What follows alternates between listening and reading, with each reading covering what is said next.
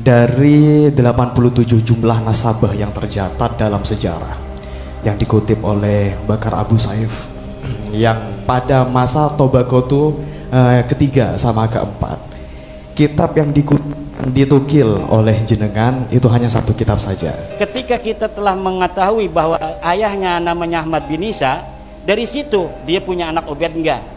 Yang menyebut Ahmad bin Isa itu hanya beberapa kitab.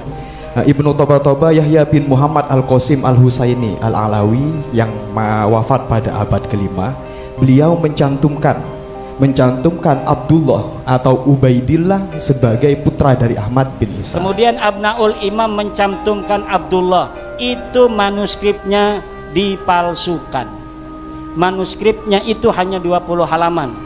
Setelah dicetak menjadi 187 halaman. Kalau kitab ini betul-betul kitab-kitab yang asli, maka hari ini mereka pasti sudah berani untuk berdebat dengan saya. Kalau dulu ketua MWC nggak mau nurut sama dia, masuk neraka lo, nggak dapat syafaat menjid aneh. Sekarang nggak bakal lagi. Maslahat tidak tuh, mereka tidak begitu. Maslahat. Allah akan suka kepada orang yang tidak sombong. Kalau kita niatnya bagus, insya Allah kita akan punya kekuatan dan tenaga. Tapi kalau kita niatnya jelek, hanya karena kebencian, ya kita mudah rungkat. Misalnya ada penceramah habaib yang menerangkan tentang kemuliaan keturunan Nabi, kemudian dia mengutip hadis, cari hadisnya itu. Kalau tidak hadis palsu, hadis yang disimpangkan maknanya. Warahmatullahi wabarakatuh. Matur sembah nuwun atas waktunya yang termulia dan yang kami muliakan sedaya para masyayikh, para kiai Wonogiri. Pertanyaannya, apakah semua kabib-kabib yang ada di Indonesia ini semuanya itu masuk Ba'alawi atau ada kotak-kotak Pak Yai? Nah, artinya semuanya mungkote, napa masih ada pemilahan Pak Yai? Monggo mangke dipunjelasaken nggih. Itu yang pertama. Yang kedua untuk Wali Songo. Ini saya kayaknya belum dipaparkan. Monggo mangke dipunjelasaken apakah Wali Songo itu katut Ba'alawi atau mboten ngoten nggih. Khawatire wis diidolakan, wis diziarahi, ternyata namu wali tapi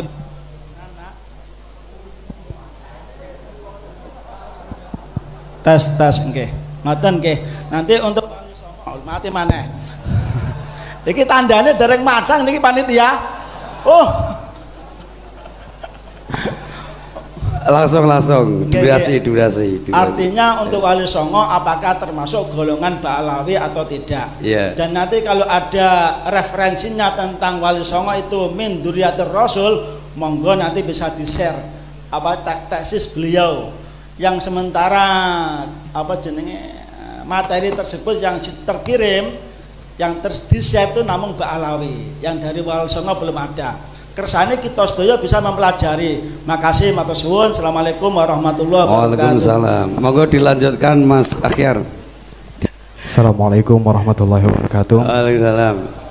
Bismillahirrahmanirrahim. Sebelum saya menyampaikan pertanyaannya, disclaimer terlebih dahulu bahwasanya saya bukan dari golongan muhibbin atau apapun. Tapi pertanyaannya begini.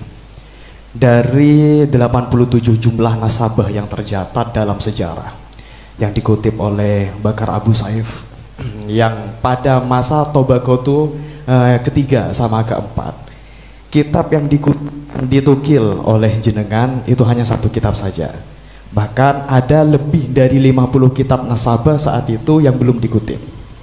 Kemudian yang kedua, apa yang kami temukan dari Abnaul Imam, dari kitab Abnaul Imam fi Misra wa Syam halaman 167, Ibnu Toba Yahya bin Muhammad Al-Qasim Al-Husaini Al-Alawi yang wafat pada abad kelima, beliau mencantumkan Abdullah atau Ubaidillah sebagai putra dari Ahmad bin Isa. Kemudian di kitab lain As-Suluk fi Tabaqatil Ulama wal Muluk, karya Al-Qadhi Bahauddin Muhammad bin Yusuf Al-Kindi, wafat pada abad 8, juga ketika menceritakan Abul Hasan Ali bin Muhammad, beliau menyebutkan Abdullah sebagai putra dari Ahmad bin Isa. Oleh karenanya pertanyaannya, apakah tesis yang jenengan buat itu sudah mencakup sekian banyak buku atau kitab nasabah atau hanya sebagian saja? Karena dari beberapa tesis yang saya baca dan juga pemaparan, bahkan 20% saja dari kitab-kitab nasabah belum jenengan tukil. Mungkin mohon tanggapannya ya. Mengenai Ba'alawi, Habib-habib yang di Indonesia, apakah semuanya inqita, terputus kepada Nabi Muhammad SAW? Semua yang merasa dirinya Habib itu bermarga Ba'alawi, itu semuanya nasabnya ke Alwi bin Ubaidillah. Semuanya putus. Karena memang Ahmad bin Isa tidak punya nama anak namanya Ubaidillah. Anak siapa? Wallahu alam. Ya orang-orangnya aja tidak terdeteksi, apalagi nama bapaknya. Orangnya aja tidak terdeteksi. Lalu marga apa-apa saja itu yang masuk Ba'alawi. Nah, mereka punya kekhasan, keluarga mereka dipanggilnya Habib. Jadi kalau yang dipanggil Habib itu Ba'alawi, bukan turunan Nabi. Kalau turun Nabi itu memiliki tanda panggilan tersendiri, Syarif dan Sayyid. Kalau mereka keturunan Nabi yang melewati seorang raja atau gubernur, itu biasanya menggunakan Syarif. Tapi kalau keturunan ke atasnya tidak melewati raja, para ulama-ulama saja, itu biasanya hanya menggunakan Sayyid. Maka syarif-syarif Mekah sebelum dikuasai oleh Wahabi itu gelarnya Syarif Makkah, karena dia selain sebagai seorang penguasa Mekah juga keturunan daripada Rasulullah Muhammad sallallahu alaihi wasallam. Lalu apa saja itu marga-marganya? Banyak, saya searching ini ada 114 marga. Yang ada di Indonesia mungkin hanya setengahnya. Ada Asiri, Al-Junaid, Al-Baharun, Al-Gadri, Al-Bin Sahil, Jamalulail, Bahasan, Basaiban. Basaiban ini ada Basaiban yang Al-Idrisi, yang bukan Ba'alawi ya, kayak Zulfikar yang punya anak PV itu Basaiban Al-Idrisi. Ada Basaiban Ba'alawi, ada Al-Habsi, Asyatiri, Al-Jufri, Al-Kaf, Al-Bait, Al-Bilfaqih, Al-Jabhan, Al-Dualani, Al-Ghaizah, Al-Ba'ali, Al-Hamil, Al-Kenaiman, Al-Bar.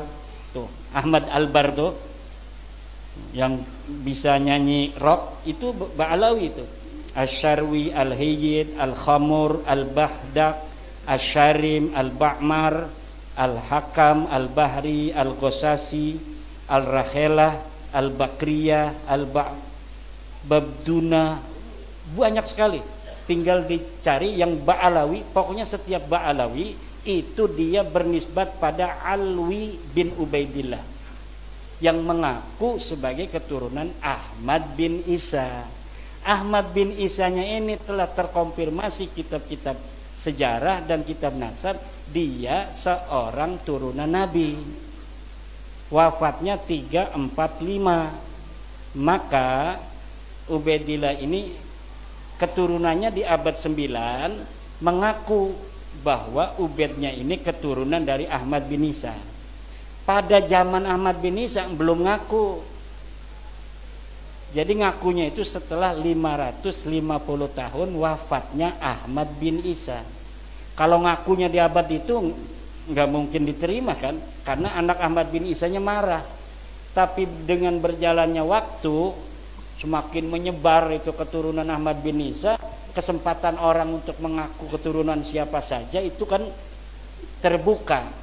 Masalahnya terbukti tidak secara data sejarah dan data nasab, itu saja. Kemudian mengenai pertanyaan selanjutnya, Wali Songo nasabnya ke Ba'alawi bukan.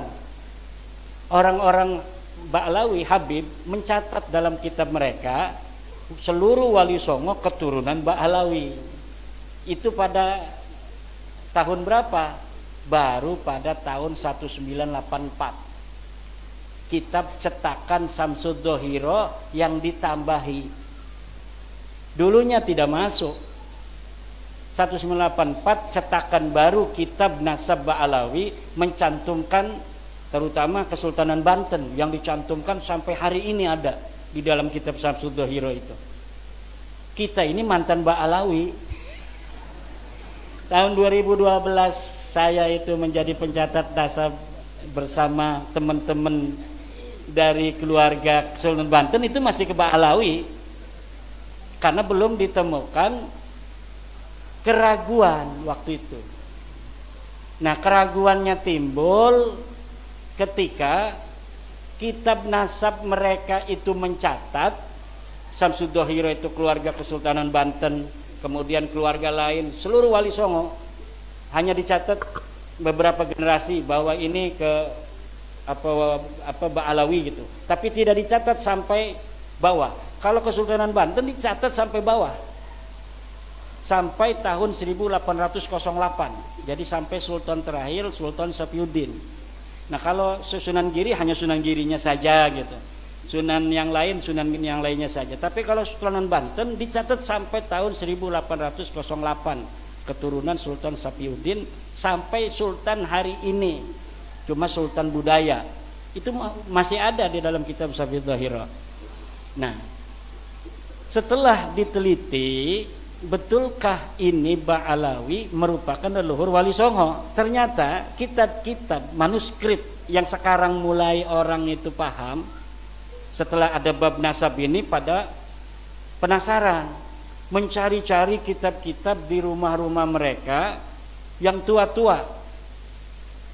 Kemudian Kesultanan Cirebon dia punya manuskrip yang gak boleh dibuka-buka, katanya pemali kalau dibuka. Akhirnya sekarang mau buka.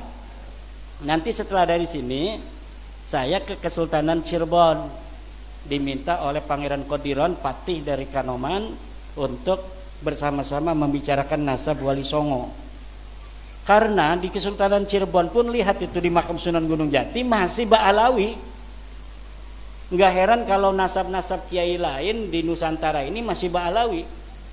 Karena Kesultanan Cirebon sendiri belum serta-merta begitu saja menerima, walaupun saudara-saudara saya dan selalu SMS-an tiap hari. Tapi untuk merubah itu kan kita perlu hati-hati. Lalu mulai kapan? Masa iya 1984 saja ketika nasab Wali Songo itu ditulis dalam Samsud Dhohiro? Bukan. Sebelumnya sudah ada tahun 1960 sebuah manuskrip palsu ditulis. Jadi ada namanya manuskrip Negara Kertabumi. Katanya karya Pangeran Wangsakerta, salah satu putra Raja Cirebon tahun 1670. Nah, tahun 1670 di dalam manuskripnya itu ditulis silsilah Sunan Gunung Jati sampai ke Ubedillah. Setelah ini manuskrip dibawa ke ahli filolog dari Universitas Indonesia, ternyata kitab ini kertasnya tua, setelah pakai ludah, seret tuanya hilang. Kertasnya ternyata kertas Manila. Kertas Manila itu ya kertas zaman sekarang itu, kayak karton itu. Itu. Jadi upaya itu sudah sejak 1960. Lalu yang tertua lagi di mana? Yang tertua lagi dalam tulisan Habib Salim bin Jindan. Habib Salim bin Jindan datang ke Kesultanan Banten, Sultanan Cirebon, Jogja, Solo, Madura. Bertemu dengan Syekh Holil Bangkalan. Kemudian ini Syekh Holil, silsilahnya Syekh Holil ini dari Ampel, ini dari Sunan Gunung Jati sampai ke Rasulullah. Akhirnya sekarang orang-orang pada berihtijaj dengan Syekh Holil.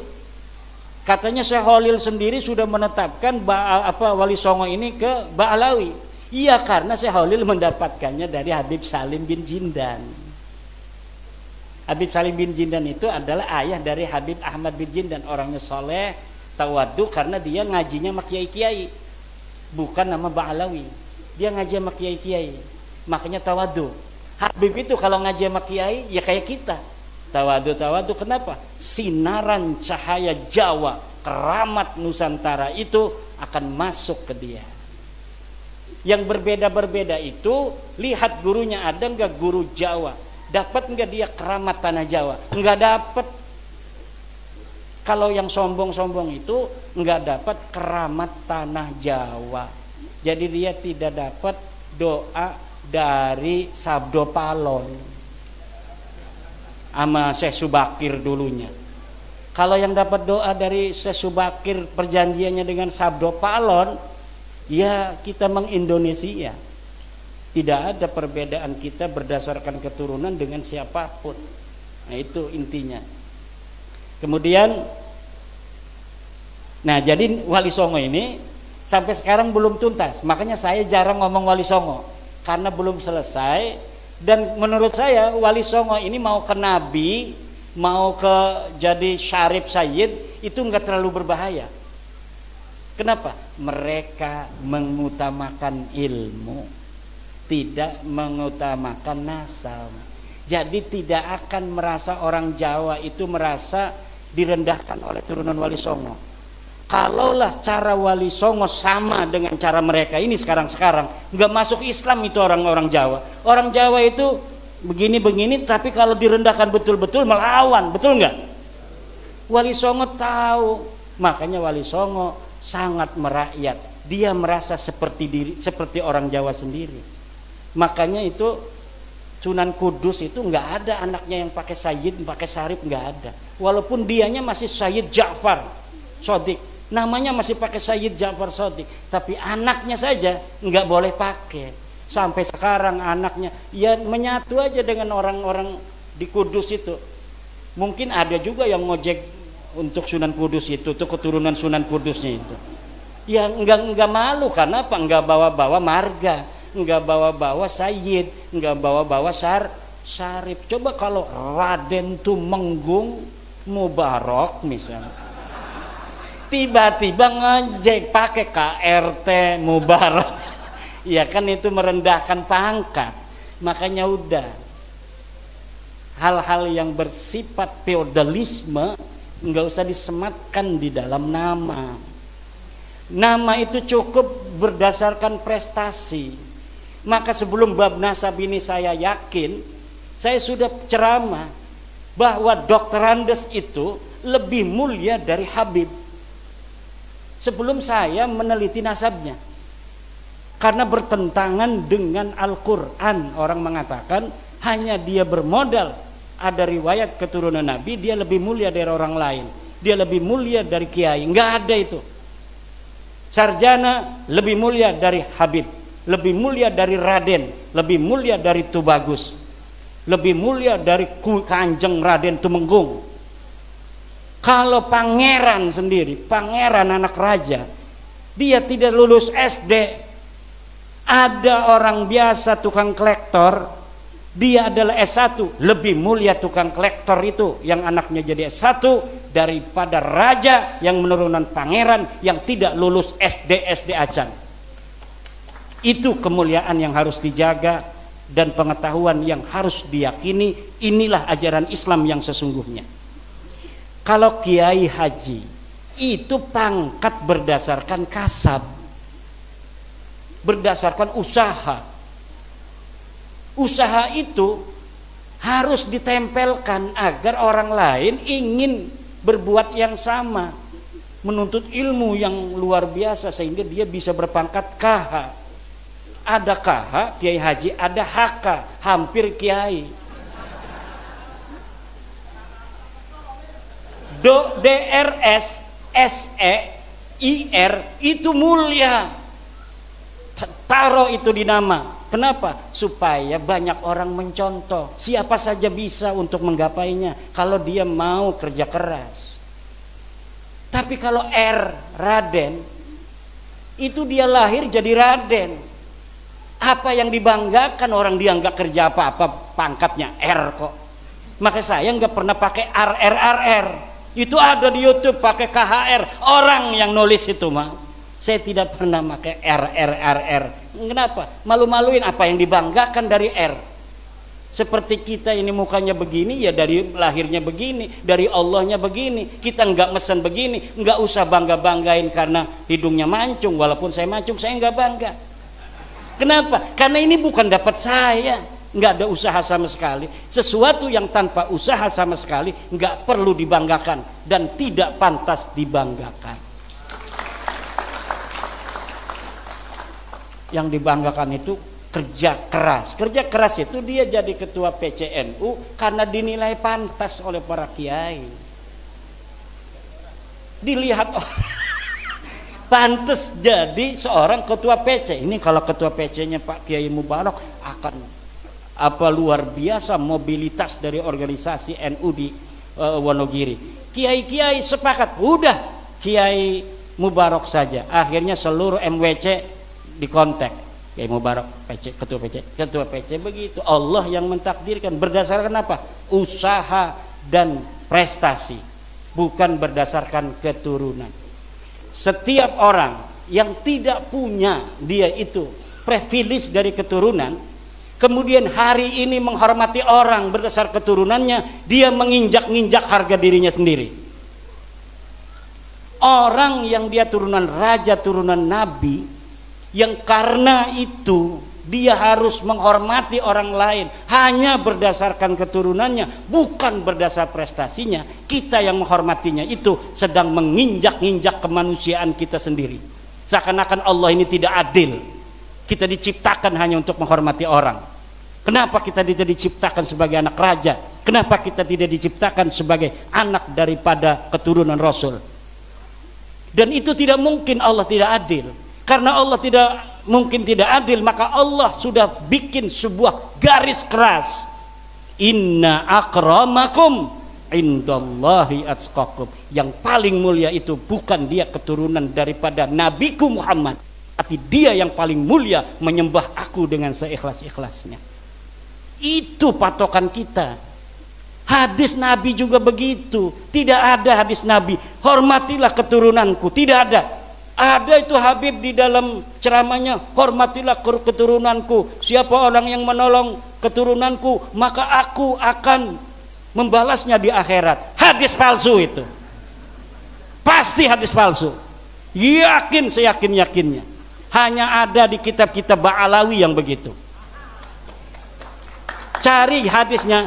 Misalnya ada penceramah habaib yang menerangkan tentang kemuliaan keturunan Nabi, kemudian dia mengutip hadis, cari hadisnya itu. Kalau tidak hadis palsu, hadis yang disimpangkan maknanya. Seperti keutamaan ahli bait yang diambil untuk keturunan hari ini. Kalau hadis keutamaan ahli bait banyak. Siapa ahli bait? Ahli bait itu adalah Ali, Fatimah, Hasan, dan Husain. Ada ahli bait dalam bab zakat. Siapa? Keturunan Bani Hashim. Siapa Bani Hashim? Keturunan daripada Sayyidina Abdullah, Sayyidina Abbas, Sayyidina Abu Talib. Itu namanya Bani Hashim. Bukan hanya keturunan daripada Husain. Banyak yang disimpangkan. Tidak ada ajaran Islam yang mentolerir orang harus menghormati orang lain berdasar keturunan. Dan ini yang harus diambil, termasuk menghormati gus-gus itu tuh. Kenapa? Kasihan nanti ini gus-gus masih kecil dihormatin orang, nanti takutnya dia nggak mau belajar. Saya udah banyak dihormatin orang, ngapain? Takutnya begitu, lama-lama nanti banyak gus-gus nggak bisa ngaji akhirnya. Kenapa? Karena orang bisa ngaji kan banyak dihormatin orang. Lihat dia nggak bisa ngaji dihormatin orang. Jadi biasa aja kita menghormati para gus. Kalau misalnya dia nggak bisa ngaji, taruh di belakang. Ngapain lu nggak bisa ngaji? Jangan di depan. Saya ini gus mau gas nggak bisa. Harus begitu. Kita kasihan kepada putra-putra kiai. Jangan hormati dia berlebihan, karena kalau kita menghormati dia berlebihan, kita sama saja mengubur potensi dia untuk berprestasi di masa depan.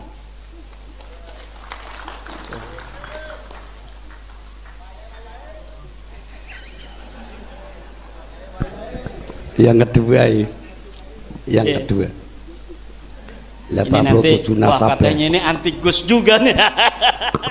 Ini bisa melebar nanti, anti Habib, anti Gus gitu. Ya harus menerima resiko. Ini saya udah menerima resiko. Ini saya kemarin menjawab Rumel Abbas di mobil bikin tulisan. Saya sedang di kendaraan menuju Jawa. Itu sudah malam-malam tadi malam banyak yang Jawanya di mana lo? Gua paranin lo segala macem. Dia beraninya cuma di WA aja kan. Itu biasa-biasa saja. Dan kita harus berani. Ada orang yang mengorbankan waktunya, pikirannya untuk kecerdasan, kecerahan, pencerahan banyak orang agar menjadi tercerahkan, agar bangkit dari selama ini doktrin-doktrin dan keterpurukan kemanusiaan. Kiai Miftahul Ahyar, bukan Miftahul Ahyar, Miftahul Ahyar namanya, Filul Ahyar, Birrul Ahyar, Kiai Birrul Ahyar. Dari 87 kitab nasab, kitab yang ditukil hanya 1 kitab nasab. Banyak yang saya tukil. Iya, karena yang berhubungan dengan nasabnya Ubaidillah yang ke Ahmad bin Isa, hanya itu yang berhubungan. Ngapain kitab nasab-nasab banyak itu yang tidak ada menyebut Ahmad bin Isa. Ketika kita telah mengetahui bahwa ayahnya namanya Ahmad bin Isa, dari situ dia punya anak Ubaid enggak. Yang menyebut Ahmad bin Isa itu hanya beberapa kitab. Makanya sejarawan barat banyak yang mengatakan Ahmad bin Isa sendiri fiktif. Dulu banyak sejarawan barat mengatakan Ahmad bin Isa fiktif. Kenapa? Karena Ahmad bin Isa tidak ditulis, padahal kitabnya ada, cuma dia waktu itu belum menemukan.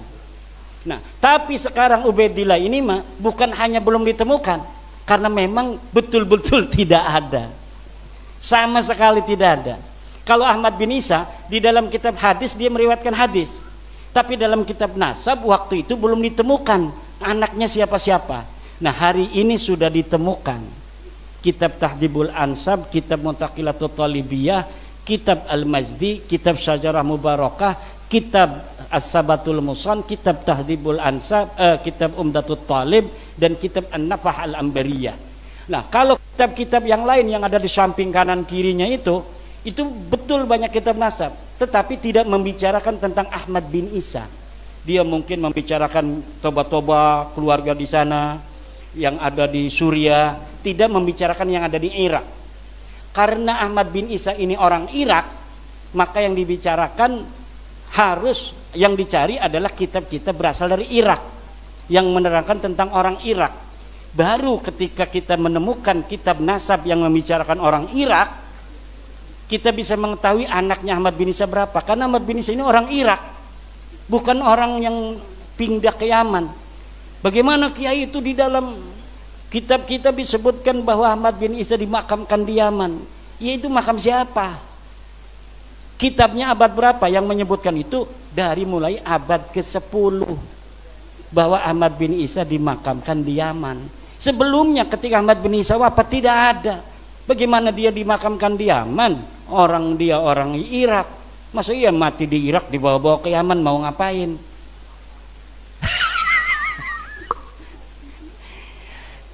Iya, itu makam itu bisa diciptakan. Bagaimana sekarang kita hari ini kan lagi ribut bab nasab nih, ribut lagi bab tidak hijrah ke Yaman, lagi ribut makam Ahmad bin Isa itu kok ada di Yaman. Sampai ada teman saya yang lulusan Yaman pergi ke Yaman, dia videoin. Setelah dia videoin, dia kirimin video saya. Ini ada makamnya katanya Ahmad bin Isa. Ini makamnya Ubaidillah. Masa iya katanya ente tidak percaya bahwa Ubaidillah ini adalah sosok yang historis? Kalau dia sosok yang tidak ada, bagaimana dia ada makamnya? Akhirnya Allah buka dari keadaan Indonesia.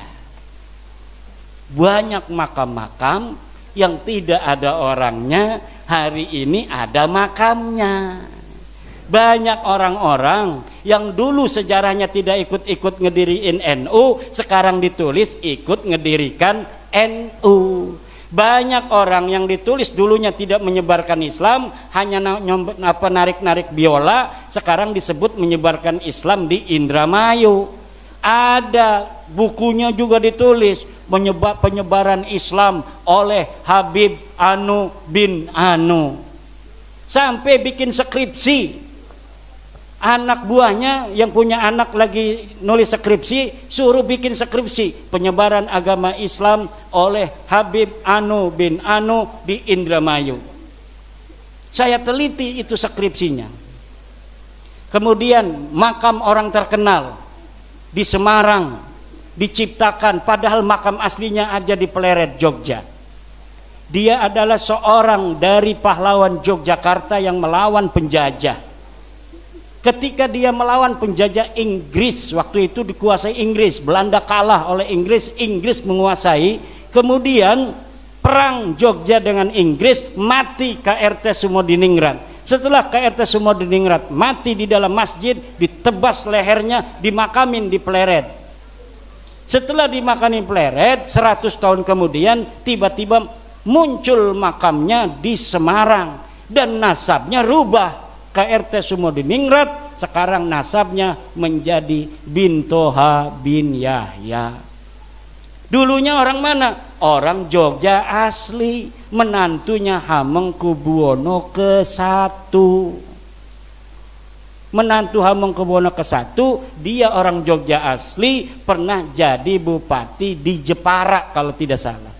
Sekarang dirubah. Untuk apa sih merubah sejarah, merubah makam? Untuk masa depan, bos. Untuk masa depan, biar masa depan untuk keluarga ini tercatat sebagai orang-orang yang ikut di dalam memperjuangkan kemerdekaan.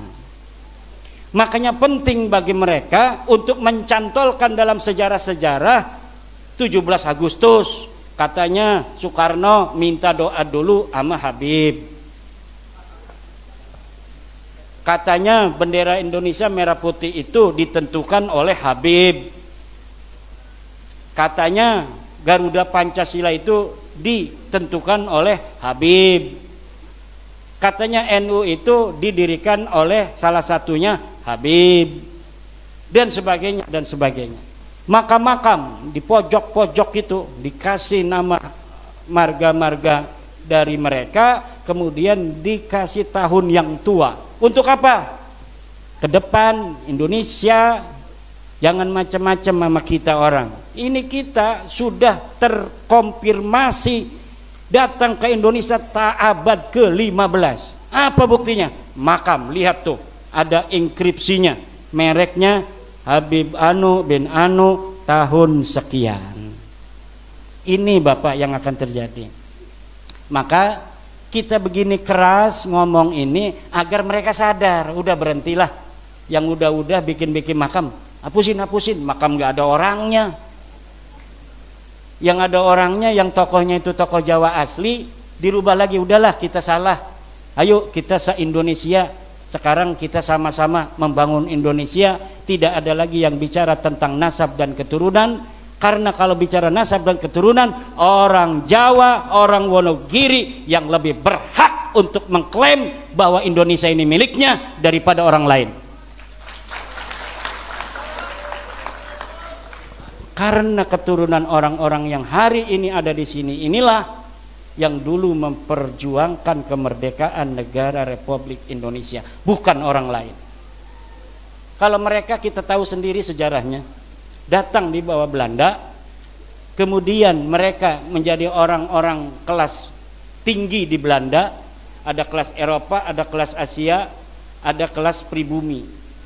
Ini orang-orang yang sekarang ini ngaku sebagai cucu Nabi, itu ditinggikan oleh Belanda. Maka ketika Jepang datang, mereka ini tidak mendukung Jepang. Kenapa? Karena Jepang tidak seperti Belanda mengistimewakan mereka.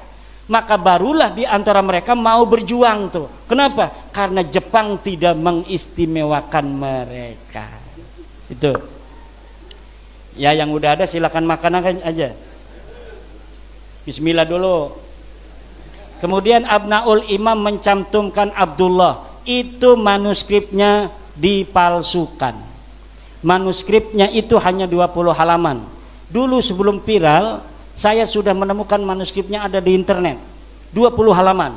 Setelah dicetak menjadi 187 halaman. Kalau kitab ini betul-betul kitab-kitab yang asli, maka hari ini mereka pasti sudah berani untuk berdebat dengan saya. Tapi karena saya sudah mengetahui bahwa kitab ini diinterpolasi, ditambahi oleh Yusuf Jamalul Lail, maka mereka tidak berani, karena sayanya sudah tahu bahwa kitab ini diinterpolasi. Dan di dalam muqaddimah kitab itu lihat bahwa dia pun mengakui bahwa ada hal-hal yang saya tambahkan yang dianggap penting. Itu yang dianggap penting, ya nyantolin Abdullah sebagai anaknya Ahmad itu. Kitab yang selanjutnya As-Suluk menyebutkan Abdullah disebutkan abad ke-8 730 sebagai ayah dari Bani Jadid. Bani Jadid ini mengaku dirinya sebagai keturunan Ahmad bin Isa. Ini bukan Ba'alawi. Bani Jadid ini orang yang mencangkok pertama keturunan Ahmad bin Isa di abad 8. Dia adalah Bani Jadid, namanya Syarif Abil Jadid bin Ahmad bin Abdullah bin Ahmad bin Isa bin Muhammad An-Naqib, atau kurang sedikit lah. Itu dari yang saya sampaikan itu. Yang jelas dia tertolak sebagai keturunan Ahmad bin Isa karena kitab yang lebih tua dari itu menyebutkan bahwa anak daripada Ahmad bin Isa hanya 3. Lihat dalam kitab Syajarah Mubarakah, itu narasi yang disampaikan oleh Imam Al-Fakhrur Razi, fa'aqibuhu min salasati banin. Jumlah ismiyah itu, lihat di dalam kitab Al-Muqibun karya daripada Mahdi Rojai, apabila menyampaikan dengan jumlah ismiyah maka yufidul inhisar, yufidul hasra, itu memberikan faedah hasr.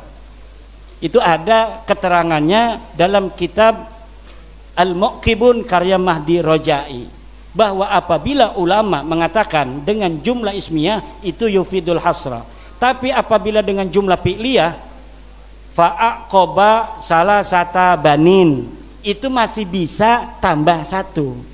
Tapi kalau sudah fa'aqibuhu min salasati banin bi jumlatin ismiyatin hadihi tadullu ala al-hasr. Jadi tidak bisa, tertolak. Dan sudah terbukti Bajadid ini bukan keturunan Nabi, sudah terbukti dari kitab-kitab selanjutnya. Nanti Ba'alawi Bajadid itu adalah keturunan orang Arab biasa. Ya, nanti di abad 9 Ba'alawi ini, yang Habib-Habib ini mencangkok lagi kepada Bajadid ini. Jadi nyangkok kepada cangkokan. Jadi Bajadid ini udah nyangkok kepada Ahmad bin Isa, anaknya ditambahin 1. Nah, nanti si Ba'alawi sekarang ini nyangkok kepada Ba'alawi Bani Jadid ini. Katanya Jadid itu adik daripada Alwi. Jadi karena kakaknya katanya atau adiknya sudah disebut, maka Alwi ini pun sudah terkonfirmasi. Yang menyebut Alwi itu sebagai keluarga Jadid atau adiknya atau kakaknya hanya Ali As-Sakron di abad 9. Jadi luar biasa gayanya. Dan kalau kita teliti, nanti saya sedang menulis lagi sebuah kitab kronologi, kronik batalnya nasab Alawi. Ini sudah 300 halaman. Nanti saya akan sampaikan bagaimana upaya-upaya mereka di dalam mengakali sejarah masa lalu untuk seperti yang mereka inginkan di hari ini. Gaya-gayanya dalam pemalsuan manuskrip, pemalsuan daripada sejarah, pemalsuan makam dan sebagainya. Itu semuanya terkonfirmasi. Makanya ada YouTuber yang mengatakan dia sedih bahwa kita ingin katanya dipertemukan dengan Ba'alawi kepada orang tua kami di PBNU, jangan sebut kami pemfitnah. Itu tadi pagi saya nonton ada YouTuber kayaknya dari daerah Jawa Tengah, dia nangis bahwa dia ingin dipertemukan dengan Ba'alawi karena walaupun bukan Kiai Imaduddin saya pun bisa katanya untuk menjawabnya. Ya, jadi kalau sudah duduk begini bareng-bareng, insya Allah akan bisa. Kenapa mereka diam? Ya diam itu kan ada kaidah, la yunsabu lisakitin qaulun. Orang diam tidak boleh dianggap sudah berpendapat. Kalau dia ngomong berpendapat ketahuan. Kalau misalnya hujannya kalah berarti nanti selesai. Kalau diem aja nggak bisa, dikatakan dia salah, dikatakan dia dusta. Itu strategi. La yunsabu lisakitin qaulun. Tidak bisa orang diam itu dikatakan dia membantah, dia mengiyakan, tidak bisa. Tapi kalau sudah debat dengan kita kalah misalnya, ya udah harus selesai. Tidak boleh lagi mengaku. Kalau dia menang, nggak mungkin menang. Nggak mungkin. Kenapa? Ya karena tidak ada sama sekali dalail dari mereka itu tidak ada. Dan saya yakinnya kalau misalnya nanti saya ketemu dengan Nabi Muhammad nggak marah dan akan terima kasih telah menyelamatkan nasab suciku dari orang-orang yang mengaku sebagai keturunanku tanpa hak. Terakhir untuk Pak Yusuf dari MWC Burno ya. Ya, apa dampak sosiologis dan psikologis dari kajian ini? Kalau tentang Ba'alawi apa saja tadi sudah dampaknya. Ya dampaknya maslahat pertama buat habaib, Pak Yusuf. Dampak pertama yang akan maslahat habaib kalau mereka menerima. Enggak menerima pun pasti mereka tidak akan seperti dulu. Mentang-mentang cium tangan lu, nggak bakal sekarang memberani sama ketua MWC. Kalau dulu ketua MWC nggak mau nurut sama dia, masuk neraka lo, nggak dapat syafaat njid aneh. Sekarang nggak bakal lagi. Maslahat tidak tuh, mereka tidak begitu. Maslahat, Allah akan suka kepada orang yang tidak sombong. Kalau kita niatnya bagus, insya Allah kita akan punya kekuatan dan tenaga. Tapi kalau kita niatnya jelek hanya karena kebencian, ya kita mudah rungkad. Kenapa ini bisa masif sampai ratusan orang sekarang ini mau ngedengerin sambil makan lagi ngedengerinnya? Ya karena sayanya niat dari awal bukan benci pada mereka. Saya punya guru Habib, dan guru saya itu kalau muridnya seperti saya datang ke rumahnya mau masuk kamar mandi nggak boleh sebelum dia masuk dan mencuci kamar mandinya. Dia cuci kamar mandi dengan sabun, disiram, setelah bersih baru silakan masuk Mang Imad. Manggilnya Mang Imad waktu itu saya masih kecil. Namanya Habib Ali bin Sahil. Saya suruh ke Yaman, udah Habib bayarin ke Yaman. Saya udah rencana Bib mau mengaji Alpiyah dulu. Oh ya udah. Coba kalau saya ke Yaman nggak bakal begini saya.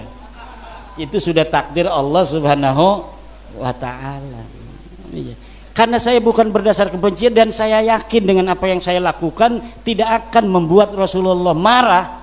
Bahkan Rasulullah akan bangga kepada saya sebagai umatnya, dan ini akan memberikan maslahat bagi para habaib dan umat Islam. Maka saya lakukan walaupun dengan berbagai macam dinamika, rintangan, ancaman dan sebagainya. Saya yakin dengan apa yang kita lakukan hari ini akan membawa kemaslahatan untuk semua. Demikian. Nah terakhir ada sejarah harus diluruskan. Terima kasih Pak Yusuf. Sejarah memang harus diluruskan. Dan lihat orang Wonogiri kanan kiri, apakah ada makam-makam palsu yang sudah didirikan. Kalau orang situnya nggak tahu, tiba-tiba ada makam bermarga bukan marga orang Jawa, namanya bukan Jatiroso, Sokonegoro, Martojoyo, bukan begitu, tapi namanya Al-Anu, hancurkan saja. Kalau itu kemudian dibikin-bikin makam-makam keramat, kalau memang benar dia punya anak di situ, meninggal di situ, ya biarin aja. Tapi Tapi kalau dikeramatkan tiba-tiba di situ ada berita bahwa dulu ada Habib Anu dimakamkan di sini tahun 1500, hancurkan. Kenapa? Itu akan bisa merubah sejarah kita di masa yang akan datang. Hari ini Israel bisa kokoh di Palestina, di antaranya Israel menggunakan metodologi pembangunan makam palsu. Makam palsu dibangun di tanah-tanah Palestina, kemudian setelah itu makamnya dituakan, setelah dituakan kemudian makamnya itu diklaim sebagai makam bersejarah untuk sebagai legitimasi orang-orang Israel ada di Palestina, bahwa dulu leluhur kami sudah ada di sini. Ini buktinya makam-makam. Yang punya HP lihat, berbahasa Inggris namanya Middle S. Middle S itunya apa namanya, webnya. Web Middle S itu sedang mengangkat tema reportase tentang makam-makam palsu di Israel hari ini. 300 makam palsu sudah dibangun oleh Israel untuk mengklaim sejarah-sejarah Palestina sebagai sejarah Israel. Tapi 300 makam palsu di Israel tidak ada apa-apanya.